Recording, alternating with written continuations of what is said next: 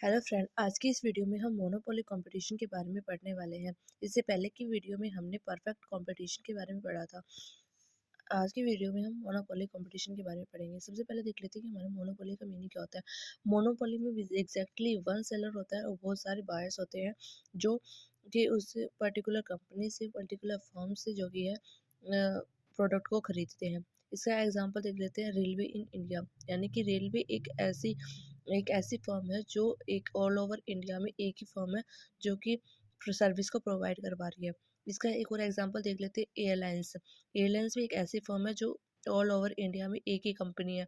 Electricity भी इसमें electricity company है, वो भी यहाँ पर हम एग्जांपल ले सकते हैं। ठीक है, अभी इसकी मोनोपोली की अजम्पशन क्या होती है कि अगर वो एक ही सेलर है जो कि प्रोडक्ट को प्रोवाइड करवा रहा है, तो यहाँ पर क्या होगा कि प्राइस मेकर भी वो खुद होगा। जैसे कि हमने परफेक्ट कंपटीशन में पढ़ा था कि फर्म और इंडस्ट्री दोनों अलग अलग है, क्योंकि इंडस्ट्री क्या होती है, वो ग्रुप ऑफ फर्म्स होती हैं। ठीक है, और फर्म्स क्या होती है, पार्ट होती है इंडस्ट्री का।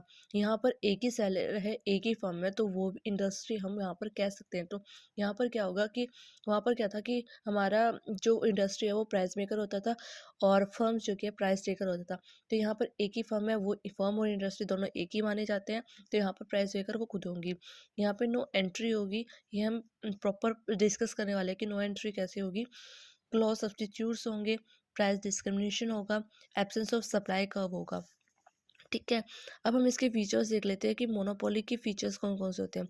सिंगल सेलर, जैसे कि हमने इसमें मीनिंग में पढ़ा था कि हमारा एक ही सेलर होता है जो कि एक ही मार्केट में एक ही ऐसा सेलर होता है जो उस पर्टिकुलर प्रोडक्ट को प्रोवाइड करवा रहा होता है, उसके कोई भी और कॉम्पिटिटर नहीं होता है।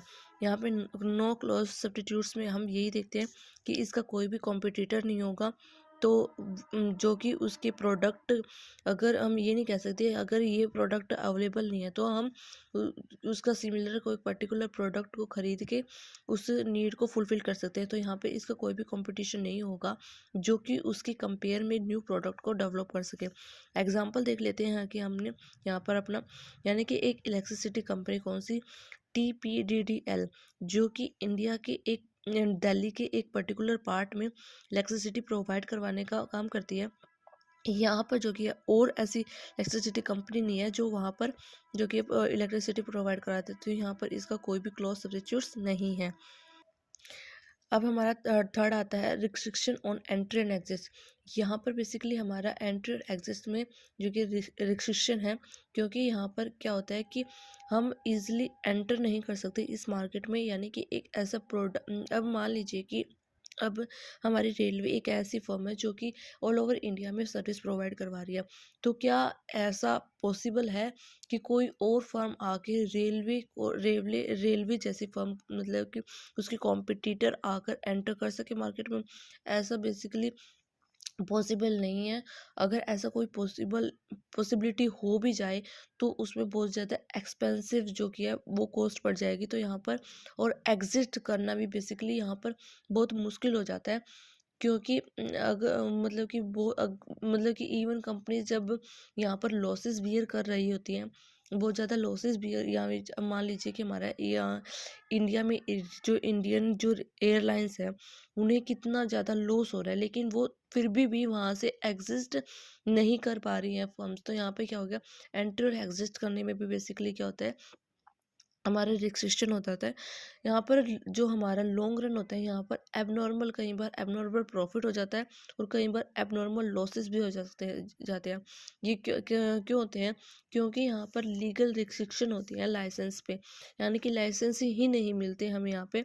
और पेटेंट राइट्स, यानी कि हम किसी एक पर्टिकुलर कंपनी को ही पेटेंट राइट्स जो कि प्रोवाइड करवा सकते हैं इस पर्टिकुलर टाइम पीरियड के लिए, कि आप यहाँ पर जो कि है अपने बिजनेस को, फर्म्स को रन करो और हम आपको पेटेंट राइट जो कि प्रोवाइड करवाएंगे। ठीक है, और यहाँ पर जो कि है forms in the form of cartel, यानी कि कार्टल की फॉर्म में जो कि है फॉर्म्स होती है। कार्टल हमें पता है कि क्या होता है, कि एक ग्रुप ऑफ फॉर्म्स जो कि हम किसे कहते हैं, कार्टल को कहते हैं।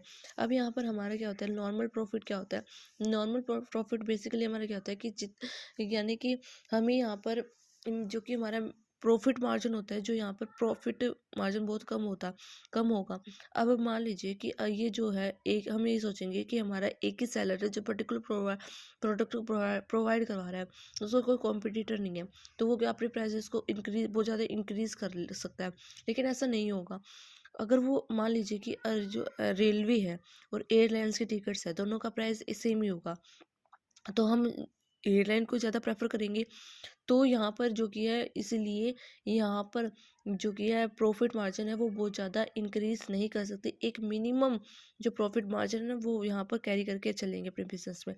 और यहाँ पर एबनॉर्मल प्रॉफिट क्या है, यानी कि कई बार फर्म्स जो कि हैं बहुत ज़्यादा एबनॉर्मल प्रॉफिट भी गेन करती हैं, ठीक है। और एब्नॉर्मल लॉसेस क्या होता है कि मतलब कि बहुत ज़्यादा बहुत ज़्यादा जो कि है नो अब नॉर्मल लॉसेस भी यहाँ पर जो कि बियर करने को मिलता है फर्म्स को एज टाइम पीरियड पे, ठीक है। अब यहाँ पे प्राइस मेकर हमने देखा कि एक ही सेलर है, फर्म और इंडस्ट्री में कोई डिफरेंस नहीं है।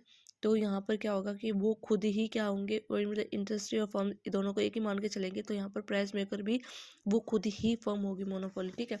अब हमारा आ जाता है प्राइस डिस्क्रिमिनेशन। प्राइस डिस्क्रिमिनेशन में बेसिकली हम क्या देखते हैं कि हमारा प्राइस वेरी करता है डिफरेंट सिचुएशन में। हम अपने प्रोडक्ट का प्राइस जो कि है अलग अलग रखते हैं। इसमें कोई फिक्स नहीं है कि हमारे प्रोडक्ट का प्राइस जो कि एक ही रहेगा, वो सिचुएशन पे डिपेंड करेगा कि हमारे प्रोडक्ट का प्राइस जो कि कितना होगा।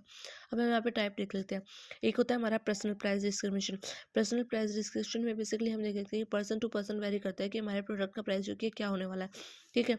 यहाँ पर हम एग्जाम्पल देख लेते हैं, जो हमारी रेलवे की टिकट्स होती है, सीनियर सिटीजन्स और जो यंग सिटीजन्स हैं, यंग सिटीजन्स की हाई होती है कंपेयर टू सीनियर सिटीजन्स, ठीक है।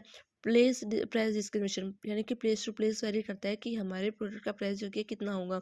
अब यहाँ पर एग्जांपल ले देते हैं इलेक्ट्रिसिटी चार्जेस, यानी कि जो रूरल एरिया होते हैं उन पे लोअर होती है चार्जेस, और जो अर्बन एरियाज होते हैं वहाँ पर इलेक्ट्रिसिटी चार्जेस जो कि ज़्यादा होती है कंपेयर टू रूरल, ठीक है। अब हम लेते हैं यूज़ प्राइस डिस्क्रिमिनेशन, यानी कि यूज़ के अकॉर्डिंग डिपेंड करेगा कि हमारे प्रोडक्ट का प्राइस जो कि कितना होगा।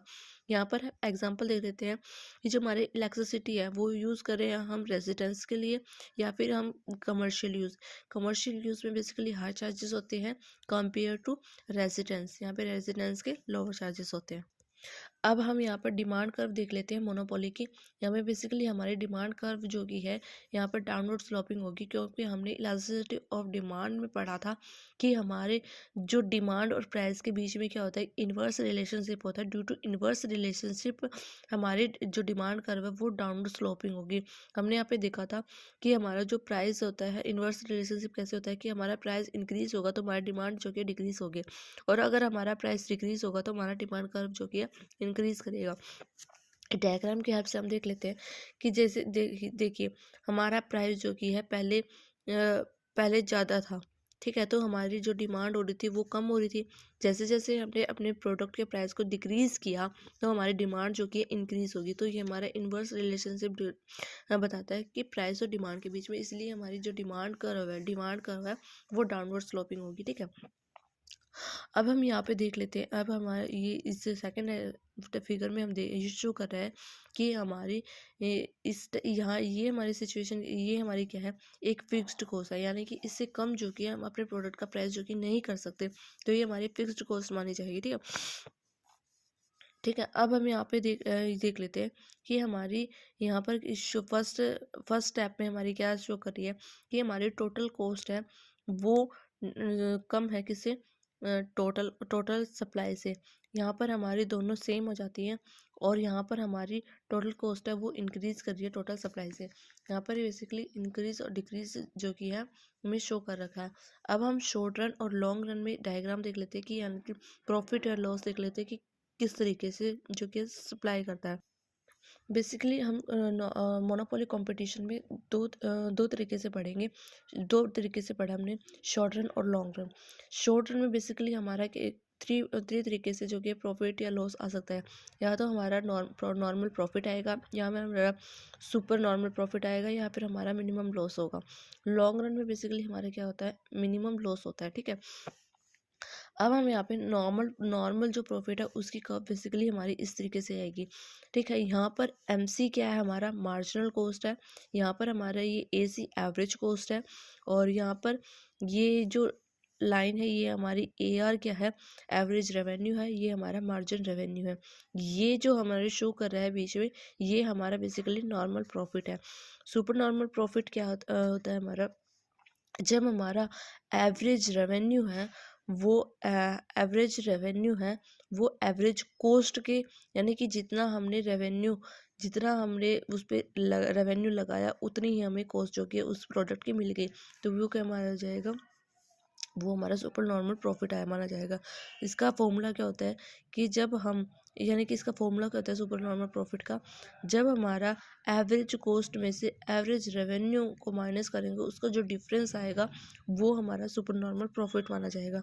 मिनिमम लॉस हम यहाँ पे इस तरीके से देखेंगे, यानी कि हमारी जो ये हमारे जो कि प्रोडक्ट का प्राइस है, ठीक है, यहाँ पे प्राइस 1 था, प्राइस 2 था, ठीक है। अब हमारे यहाँ पे क्या होगा, एमसी यानी कि मार्जिनल कॉस्ट है वो हमारी इस तरीके से जाएगी, और जो एवरेज कॉस्ट है वो उसके नीचे, और एवरेज वेरिएबल कॉस्ट यहाँ पर आ जाएगी।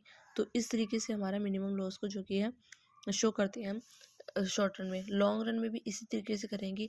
ये जो हमारा पार्ट आएगा वो हमारा मिनिमम लॉस माना जाएगा। हमने जैसे कि देखा था कि हमें कई बार एबनॉर्मल लॉसेस भी होते हैं, एबनॉर्मल गेंस भी होते हैं यहाँ पर, और नॉर्मल प्रॉफिट भी होते हैं। इस तरीके से जो कि है ये डायग्राम फॉलो करेंगे इसमें मोनोपोली में। आई होप आपको समझ में आ गया होगा। If you like this video please like share and subscribe my channel. Thank you friend.